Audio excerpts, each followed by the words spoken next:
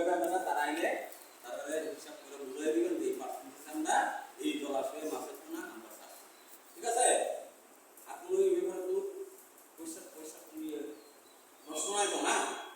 Clear হয়েছে তো? মাছের খাদ্য ঠিক আছে, চুনো ঠিক আছে, কেমন?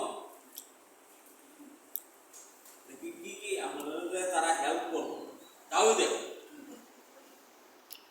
গ্রুপের যদি মনে করেন আপনি 1 লাখ টাকা দেন বা 2 লাখ টাকা দেন তাও দেখ। আমরা যেহেতু মাছ চাষের সঙ্গে রিলেটেড কেমন জড়িত, তো আপনারা প্রথমত যদি অফিসাররা যদি জিজ্ঞাসা করে আপনারা সেই কথাই বলবেন যে আপনারা জিজ্ঞাসা করে মাছের খাদ্য কোন থেকে কিনছেন, মুরগি বাজারে পাওয়া যায়, খলি পাওয়া যায়, চুন পাওয়া যায়, বিভিন্ন ধরনের মাছের আধুনিক পদ্ধতিতে মাছ চাষ করলে বিভিন্ন ধরনের খাদ্য মুরগি বাজারে পাওয়া যায়।